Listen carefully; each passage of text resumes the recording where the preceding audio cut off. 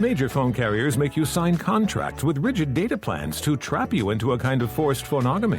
Sounds pretty insecure if you ask me. At Consumer Cellular, we believe in a more consensual and healthy form of phonogamy, free of contracts and more flexible to your data needs. This way, you stick around not because we force you to with contracts and fees, but because you love our phone plans. Like ardently love our phone plans. Phonogamously. Consumer Cellular. When freedom calls, we're here to answer. Call us at 1-888-FREEDOM.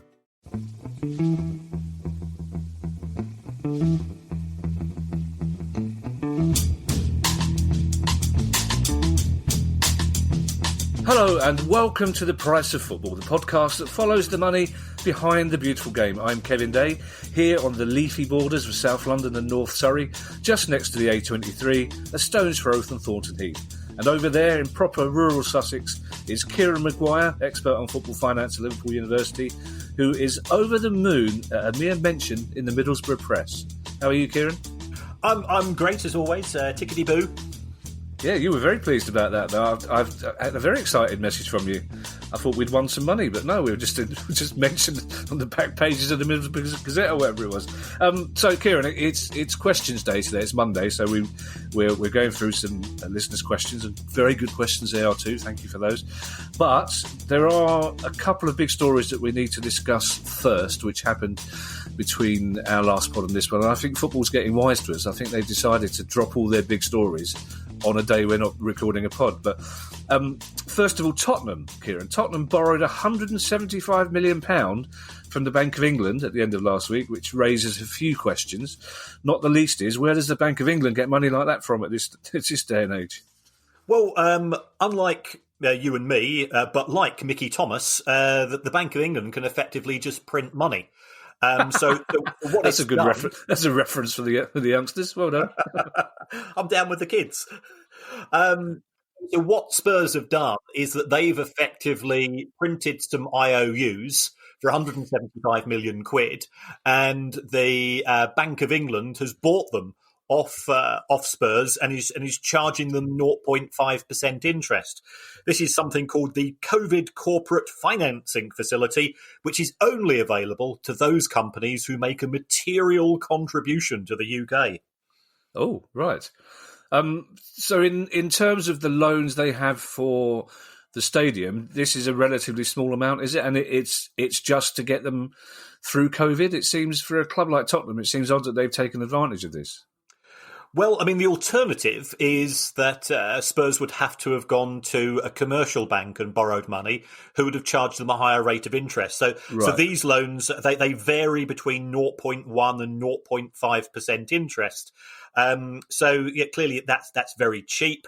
They also have £637 million of loans, which are not due for repayment until the average is 2039. So they've got a long time to wait for those to be repaid. And those are interest-only mortgages, but those are between 2 to 3% in terms of interest. So you can see, from a business point of view, it makes a lot of sense. And I do think here, we spoke about this in terms of the furlough, that perhaps we hold football clubs to a higher degree of scrutiny and a higher degree of standing than we do for other companies. If you take a look at some of the other recipients of these loans, the biggest is the German chemical company called Bayer, because they employ some staff in the UK. But Bayer, of course, owned Bayern Munich. So yeah, there was a big fuss about Spurs doing it, but the link to Bayern Munich hasn't been made, probably because the only person that goes through the list of every company that's done the borrowings is me.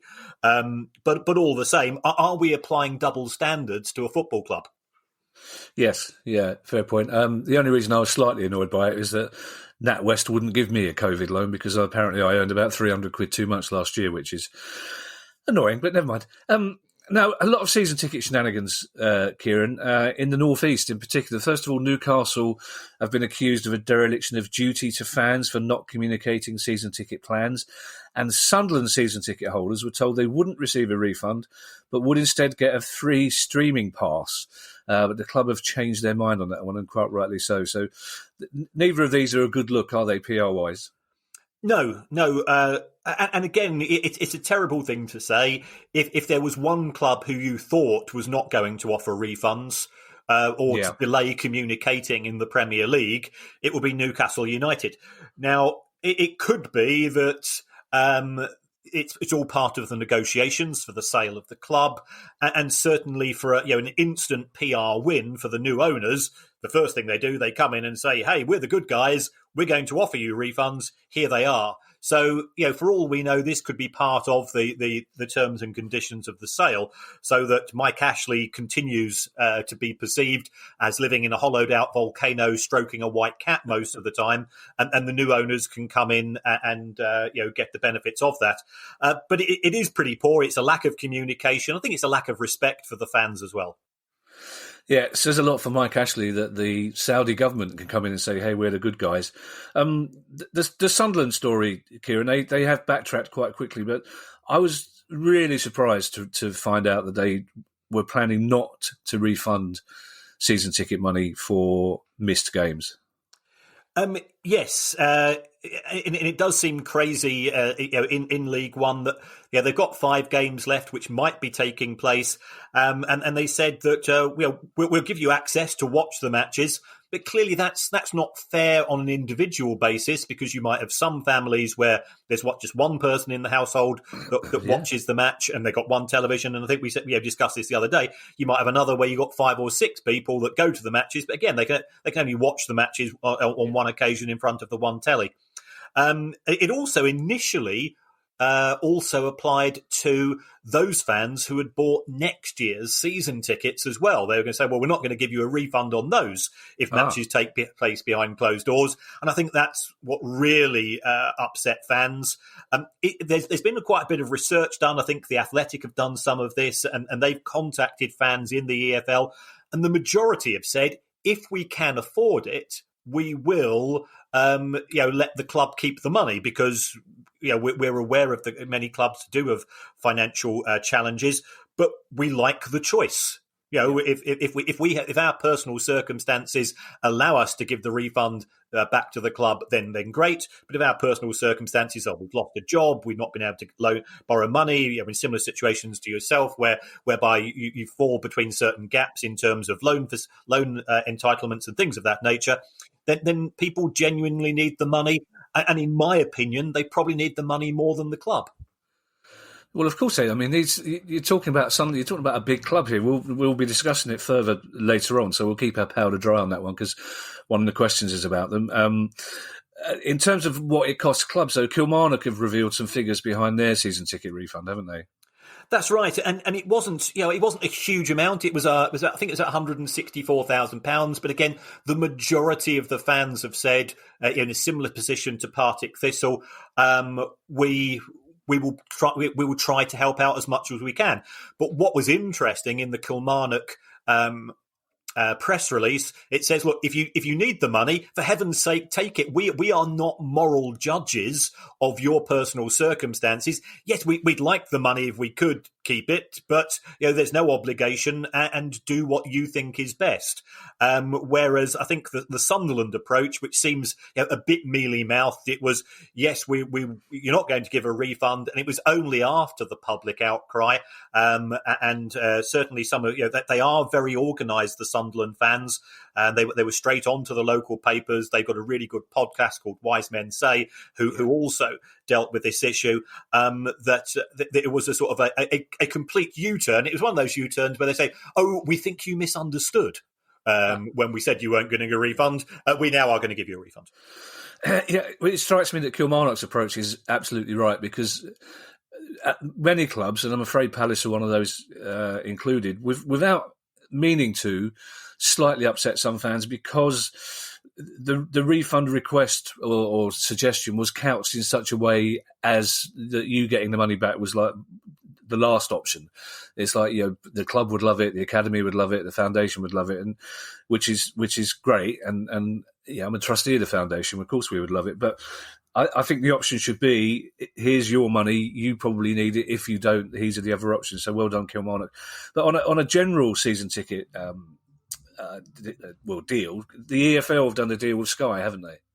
That's right. It's going to allow clubs to sell sort of virtual season tickets for the rest of the season.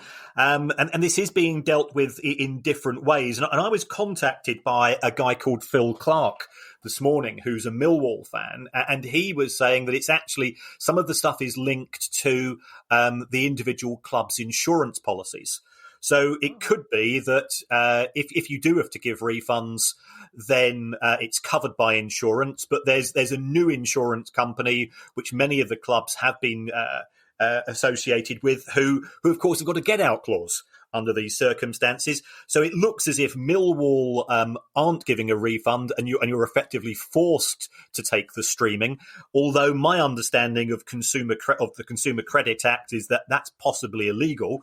And then you've got clubs such as Hull who are not going to give season tickets the streaming. They simply aren't going to collect the last 2 months' worth of money due on the instalments, and they're going to charge fans £10 per match. So there's a lack of consistency in terms of the EFL approach. And unfortunately, every time the EFL does a press release, I can't help but feel it ought to have the Benny Hill theme music in the background because it does seem to sort of run round in circles.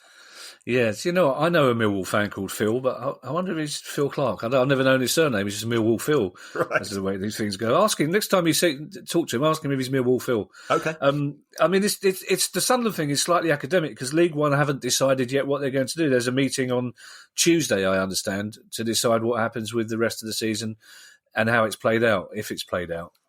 That's right. Originally, this meeting was on the 1st of June. Then they couldn't reach a conclusion. So it was rescheduled for the 8th. And then another EFL pronouncement. It's now been put back to the 9th. It does make you wonder how on earth League One clubs can finish the season. Because all the players, if you talk to especially the smaller clubs, they've got players who are still in furlough. They're not back for small group training or things of this nature because they don't know whether they've got a season to reconnect with. So therefore, realistically, you're going to need a minimum of 2 to 3 weeks of proper training, which takes us to the end of June. As we know, contracts expire on the 30th of June, and that means that how can you play matches where you might have 10, 15 players who are out of contract, some of whom will have picked up offers from other clubs, others won't. Some might want to put themselves in the shop window, others might be concerned about getting an injury. Now, remind me, is this going to be a vote of League One clubs, or is this going to be the EFL deciding what happens to League One? No, it's a straight vote. It's a majority decision. Certainly, when we spoke to Brian at Shrewsbury on for the Thursday pod, it was quite clear that Shrewsbury they want the season to end because the costs of coming out of furlough are so prohibitive. If you listen to Darragh McAntony at Peterborough, he wants the season to continue. Clearly, Peterborough have got a chance of getting into the playoff places. So everybody's operating to a certain extent as to where their priorities lie, and that's fine and good. We all have slightly different personal circumstances, but the noises appear to suggest I think the majority will go for terminating the season. Okay, well, we'll keep an eye on that one. We'll be back on Thursday, so that result will be known.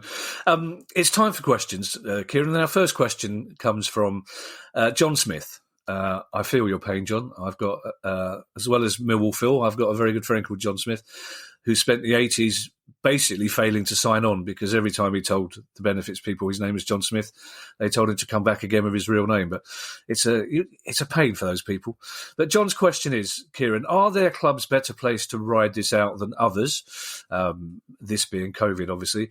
And in particular, Kieran's favourite club, Bet365 FC, or as the rest of us know them, Stoke City. I take on board John's comments. I mean, if you have a sugar daddy as a club owner, then you are in a far better position. I'm sorry I'm laughing at that, Kieran, but I've heard you use that phrase in a different context. So we're back to Moscow again here, aren't we? We're back. I was thinking Trinidad, but carry on. If you do have a sugar daddy as an owner, then that person can effectively go into their personal stash of cash and use that to help out the club. And we've seen that in respect of Liverpool and Chelsea.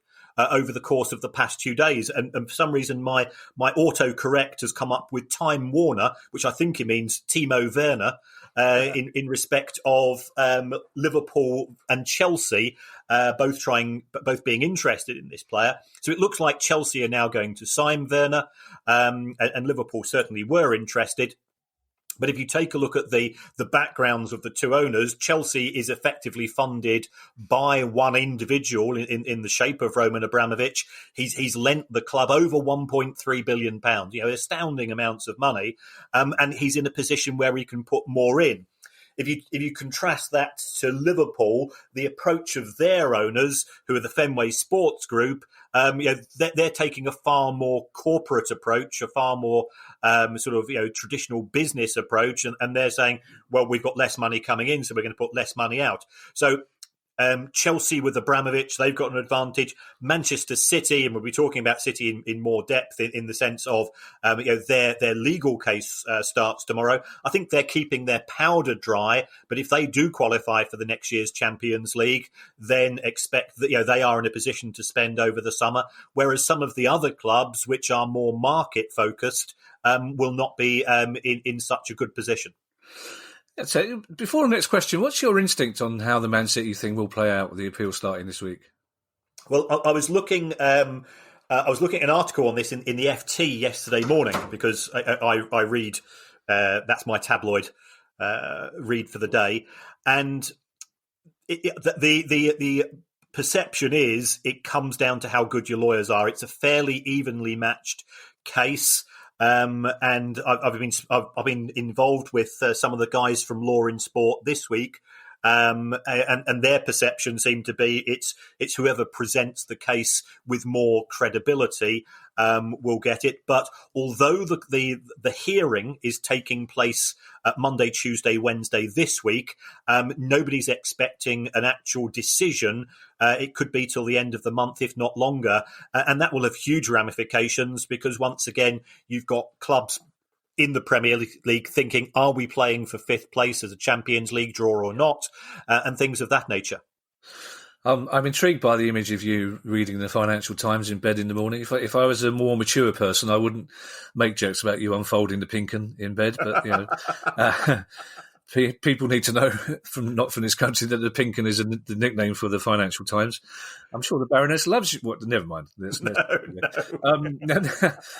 Next question is from Graham Furley. Hello, Graham. Now, Graham, imagine this, Kieran. Graham is a fan of his local football club. Can you imagine that, Kieran? What a great guy he is. I've walked to him already. Yeah, you're a fan of several of your local clubs, aren't you? Graham's local club is Weymouth FC. And this is a question that refers to discussions we've had quite a lot about the accounts for smaller clubs. He says Weymouth being a smaller club, they only publish what he calls filleted accounts. Is there a model, says Graham, to analyse the financial health of clubs at that level using only that limited data, or is it too general to make an assessment? And Graham, if you're worried about coming out of this sort of thing, all I would say is be optimistic. If you can recover from Steve Claridge being your manager for a couple of seasons, you can recover from this. So Kieran, that's a good point, because we have talked about that quite often, haven't we? The so-called filleted accounts. Yes. So what happens with Weymouth is they produce these micro accounts, which is effectively just a one-page summary. So it's a bit like a CV. You can't really assess a person on a single page. All that I can pick out from the Weymouth accounts is that they made about 30 grand last year and they're solvent, which, if I was a fan, I guess that's probably about all I'd want to know initially. I think that this is an ongoing problem with football clubs, given that they are given certain privileges. Perhaps they ought to be more transparent. And the legal position is that they don't have to publish any more information. But perhaps here we could seek some form of leadership from the Football Association itself. All it would have to do is to say that if you want to enter the Football Association Cup, the FA Cup, then if you are above a certain level, if you're joining at the first qualifying round or whatever it's going to be, then you've got to publish full accounts, and that's one of the conditions for entry to the competition. And if you don't want to be more transparent, that's fine, but you can't play in the FA Cup and take it from there. But we're seeing, of course, no leadership from the football authorities once again. And it strikes me as well, Kieran, that when you've got a fan like Graham, and I'm only assuming he lives and works in Weymouth, he may well have moved away to the big city, Bournemouth, who knows. People who support a club like that, and you've probably got, I don't know, 200 season ticket holders, 2,000 regular fans, but most of them have got more invested in the club, not just emotionally, but they will tend to be involved with local businesses who work with the club, or cafes and hotels and pubs, etc. So it seems to me that they deserve even more to know about the finances of the club. And also, when you talk about earning 30 or making £30,000 and being solvent, that shows what a fine line the finances of clubs like that are, because it doesn't take a lot to lose £30,000 and be insolvent, does it? Well, certainly, and in today's environment, even more so.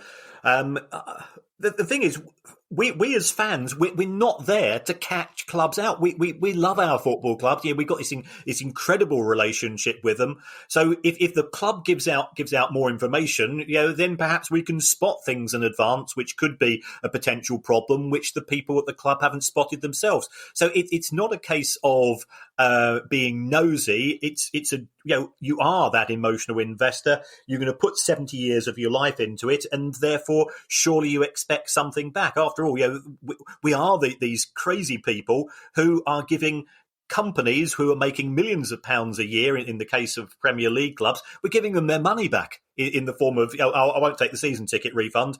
Yeah. Sainsbury's don't do things like that. I was due to go to Dublin, I think in 2 weeks' time, to watch the Euro 2020, one of the Euro 2020 matches, and I'd booked with Ryanair. I didn't think, oh God, poor old Ryanair. I'll tell you what, I'll waive the refund on that. As soon as it was announced, I was straight in. But with the relation with the football club's different. Yeah, I'm glad you're not going to Dublin. Dublin's wasted on a teetotaler like you. Also, I should point out, Kieran, that when you say fans might be able to spot things in the accounts and help the club out, you might be able to spot things in the accounts and help the club out. I wouldn't be able. There's no point Pally sending me the accounts to let me read them. I wouldn't be able to spot the elephant in the room if there's an actual elephant in the room with a spreadsheet.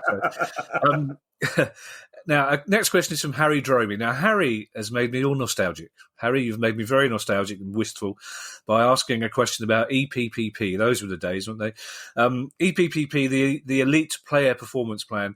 And Harry's question is an interesting topical one. Now more than ever, Harry says, will the EFL regret agreeing to EPPP, as the Premier League can hoover up players from wherever they want, which removes an incentive for them to support the pyramid, i.e., that all those clubs in Leagues 1 and 2 who are developing talent for them? It's an interesting one, this, because paradoxically, the EPPP scheme is probably going to help smaller clubs in a COVID environment more than it did in a pre-COVID environment, simply because the transfer market is going to collapse this summer. For people who aren't familiar with EPPP, it works on the basis is that if you are a buying club, you can acquire an academy player, a player up to the age of 16 from another club, and you pay them a fixed amount of compensation. So that is determined in advance. Now, what I would suspect is that in a COVID environment, given that the transfer market is dead for lower league clubs, that they probably would they could have lost those players for nothing. But I take him on board the comments he's made, because what happened was that when EPPP was introduced, it meant things such as the 90-minute rule. So if you were Manchester United, you couldn't recruit an academy player if he lived more than 90 minutes from your training facility. So that was abolished. And there's this fixed compensation formula, which is based on the tier of the academy, the number of years the young man has been in development at the club, and so on. So you know exactly how much is going to be paid. And in return for that, the Premier League guaranteed the solidarity payments, which is effectively a share of the TV deal, which goes to clubs in the EFL. So it was the Premier League clubs gained access to players potentially on the cheap, and in return that they guaranteed amounts in terms of the TV money. To be fair to EPPP, and I'm certainly not its biggest fan, it also gives guaranteed sums for players if they break into the first team of the recruiting club. So if you are a young player who is signed for a Premier League club, the selling club for a kid who's 15 or 16, they can get up to £1.3 million. Based on the number of appearances. The downside is sort of you'll remember John Bostock, those type of independent fee appraisals are no longer taking place. The mere mention of John Bostock breaks my heart. The best young kid I've seen in a Palace shirt in all my life, and never mind. What a terrible waste of talent. But next question, Trevor Kennish. Trevor says, and I quote, "I'm not sure how deeply down the league you delve." Now, Trevor, a few weeks ago we were doing Sunday football. We delve deep, Trevor. But Trevor says, is there a league in Europe that does financial viability the best? And what could we learn from them if so? And Trevor ends with an apology, and it's an apology to the Baroness. And he says, I apologise to the Baroness in advance if this question spurs Kieran to too much 6 a.m. spreadsheet diving. Trevor, that's the last of the Baroness's 6 a.m. worries. Let me tell you. Poor old Baron. We'll have to get the Baroness on and give her a right to reply. She does exist, by the way, people. So those people asking me whether she does actually, she does. And speaking, do you know what, Kieran? I've had 3 direct messages this week from people telling me that you're doing other pods. Like the fact that they direct message me, just so you know, he's done the Preston one. Yes, I know all about it. Don't worry. So I'm being perceived as the injured partner. Anyway, but Trevor's question: is there a league in Europe that's properly financial viable and that we could learn from? Well, I did contact our European correspondent, the Swiss Ramble, on this, but he never replies to our messages. I think he's too busy counting his millions in Switzerland. We can't afford Swiss Ramble. They can. we can't. We can't. So that's, God bless you for being so optimistic. We can. That must made me laugh, the idea you tried to get in touch with Swiss Ramble. Anyway, Kieran. Swiss Ramble, by the way, for those who don't know, is another so-called football expert, financial-wise, but we know who's the best, Kieran. No, he is the daddy. I'm the Andrew Ridgeley to his George Michael when it comes to football finance. He's not doing the Preston podcast, though, is he? That's true. He's not spreading. Anyway, so Swiss Ramble didn't reply. So did you get a response? Well, my view is that it would be Germany, and the reason for that is that there's less focus on casino-style spending because they've got the 50+1 rule, which prevents foreign owners from coming in and spending money without real consideration for it. It means that the German football overall tends to be a little bit more cautious when it comes to splashing the cash, and therefore sustainability is a greater issue. And you've got more fan involvement because no one person can own more than 49% of the shares. It means that there's lots of fan groups who do become owners and shareholders. It's also incredibly noticeable watching the Bundesliga in this last couple of weeks. I'm not sure I enjoyed Bayer Leverkusen's experiment in fake fan atmosphere yesterday, but watching the Bundesliga, every single club that I've been watching in the Bundesliga has 3 or 4 young players in it, homegrown talent. I mean, BT Sport were pointing that out yesterday. Again, that's another huge thing. I mean, is that policy, or is that as a result of most German clubs not being able to afford big-name foreign players?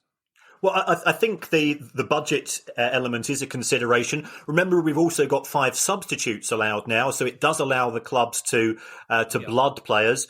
But the German TV deal is very progressive because a proportion of the money in the TV deal is given based on the number of minutes that your under-23 players play in each match.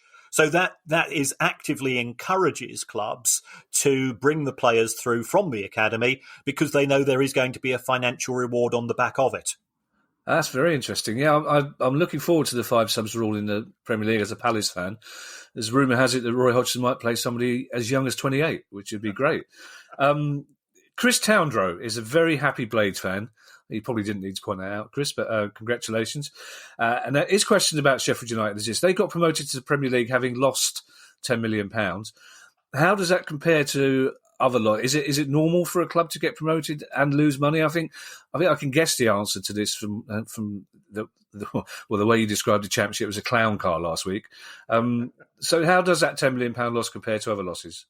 Well, I've been through the list of clubs promoted for the last few seasons, and Sheffield United's £10 million loss was the second lowest.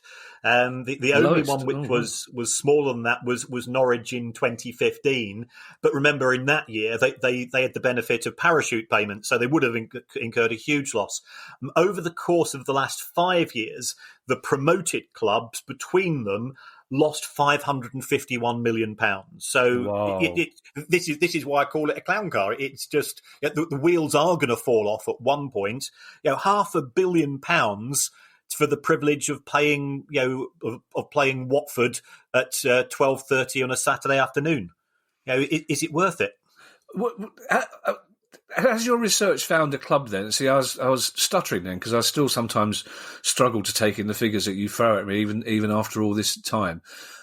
Has a club ever spent more money getting out of the Championship than they would actually make in the Premier League? Because it strikes me that if that hasn't happened, it's going to happen shortly, isn't it?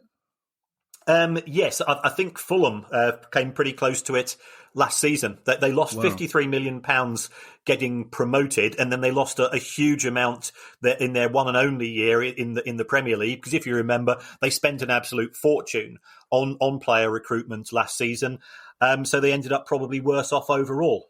So it's not a common thing, but it's certainly feasible. Now, Kieran, the next question is from a guy called Kyle Parkhurst. Hello, Kyle. Great name, Kyle Parkhurst. I believe, Kieran, you had an uncle by the name of Parkhurst. Parkhurst Dave, is that right? Yes. Kyle Parkhurst sends greetings from Salt Lake City, and we send Salt Lake City greetings back. I don't know if Kyle is from Salt Lake City and supports Sunderland or is from Sunderland and moved to Salt Lake City. It doesn't matter. We're a global industry. But Kyle... there's a growing number of concerns from Sunderland fans, and I think this is a club that's been rumbling with discontent for some time now. It looks like they're going to have another year in League One, probably. We don't know. We'll find more about that out on Tuesday, whether they're even playing. But a simple question, and a rather plaintive one, is how bad does it look for the Black Cats if they do have another season in League One? Well, they're going to get a sort of a double whammy if they are in League One next season, and the reason for that is that they're presently in League One. They are the only club, I think, ever to have received 2 years' worth of parachute payments in League One from coming down from the Premier League. So their parachute payments this season are worth around about £15 million, and that will drop to an EFL TV deal next year, where they'll get around about £1.25 million. So 90% of that income stream is going to fall. They're not going to have matches taking place in front of fans realistically, until 2021 at the earliest, I think is a fair assessment. So they've got a significant reduction in money coming in. They've got their overheads are high because it's a big stadium, big training facilities, things of that nature. They did, of course, sign the likes of Will Grigg for £4 million from Wigan last season, so he's on a big contract. I think the majority of the players who were on big contracts, they will have gone. But even so, I think there's an expectation amongst the fan base that Sunderland will be paying more than most clubs. They certainly did last season. Their wage bill was 5 times the average of that division. So it's going to be really challenging. And they're not helping themselves in terms of what we've seen in respect of the season ticket issue that we were discussing earlier. Now, this will seem like a simple question, Kieran, but as you know, the dynamics of this pod are that you're the clever one and I'm the lovable idiot. But why are they the only club to have received 2 parachute payments? I didn't quite understand that. Well, because they went straight from the Premier League to the Championship and League One, and then they weren't promoted out again. So the only time that's ever happened before was when Wolverhampton Wanderers were they were relegated in 2012, 2013. They went Premier League, Championship, League One, but then they went back up to the Championship. So you get parachute payments for 3 years. And normally, if a club the size of Wolves or Sunderland does drop into League One, you would expect them to show a bit of bounce back ability at that level. But Sunderland failed to do that. So this is the parachute payment from the Premier League. There's no parachute payment if you get relegated from the Championship. That's correct. Yes, you just drop in. You just have the TV deal from the Championship itself. Now, penultimate question is from Greg Charlesworth. Now, Greg, transfer speculation rumbles on despite the COVID crisis. Should Man United fans be more concerned about Alexis Sanchez than Jadon Sancho? Nice, elegant. Well done, Greg. I do like a question that's couched nicely. Basically, what Greg's saying is, will Sanchez's mega wages affect Man United's flexibility in the transfer market or their ability to loan him out, working on the basis that clubs will be reluctant to contribute to such a big wage bill? And on a general note, what happens when a massive wage earner at a club is no longer wanted by that club? In terms of an issue such as this, it's fairly clear that he's not had a successful time at Manchester United. He's not had a particularly successful time at Milan either. So therefore, I think the chances of the Milan signing Sanchez on a full-time contract are slim. I think Manchester United, to a certain extent, are victims of their own desperation to be seen to be outbidding Manchester City for a player. So, because Sanchez was due to go to City, Manchester United came in and they trumped him in terms of the wage offerings, and therefore he went for the higher wage, and he's not delivered. The problem that United have got is that they face either if they let him go, I think they'd have to let him go on a free transfer because somebody'd have to pick up those wages. So they can't really expect a fee for him. If they let him stay, then clearly he's racking up, realistically, £20 million a year in wages. And even if he goes on loan, what the loan club is likely to say is, well, we're only prepared to pay 10% of the wages. So it's an expensive problem that they've got on their hands. And clearly, if you're looking at a minimum cost to United, let's say of 15 million next season, then that's 15 million which comes out of the transfer budget and comes out of your ability to pay a replacement player.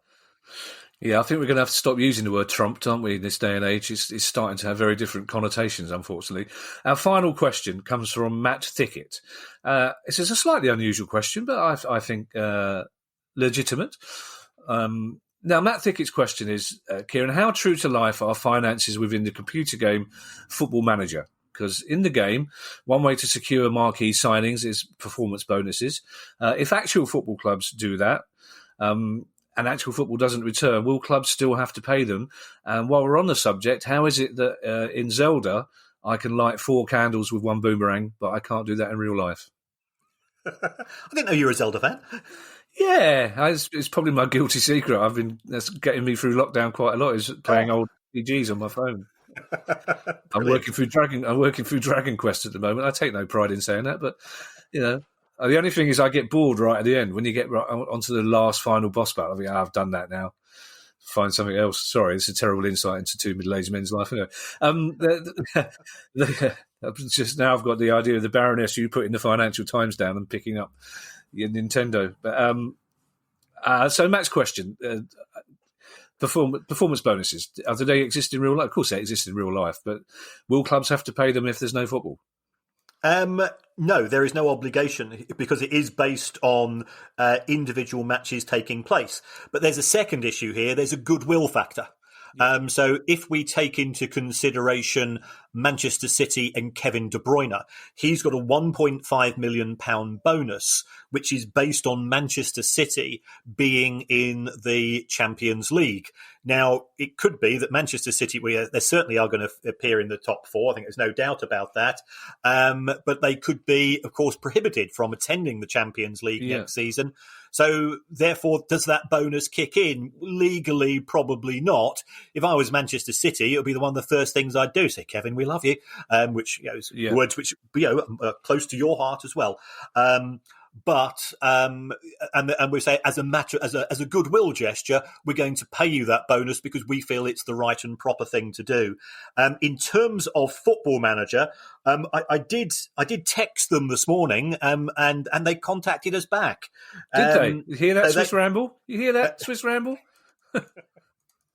So they said, the wage information is checked independently by.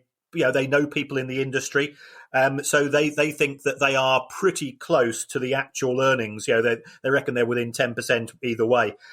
So if you take a look at Football Manager, clearly it will give you a roughly accurate set of data if you want to get those intimate details of your favourite players.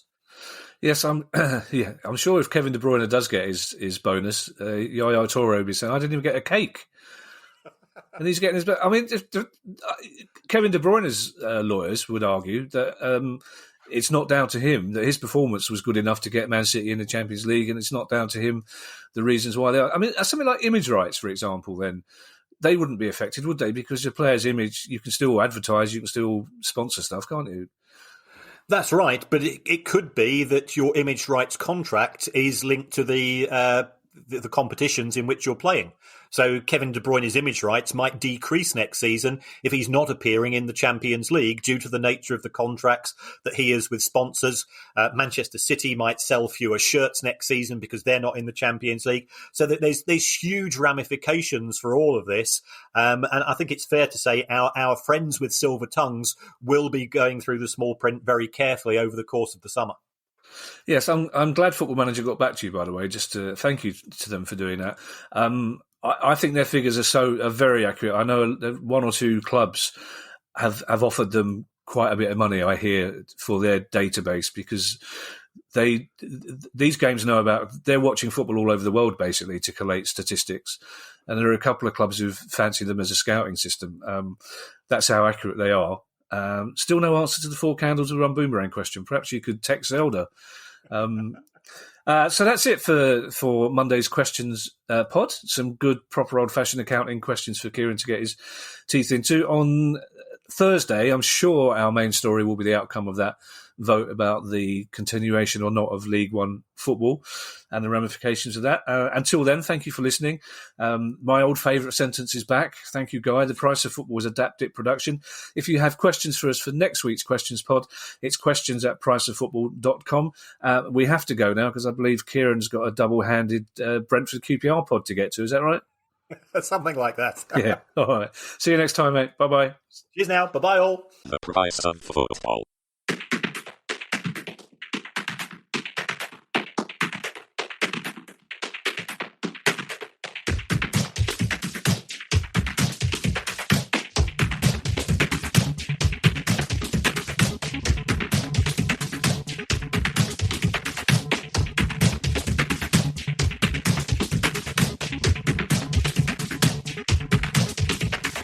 The Price of Football.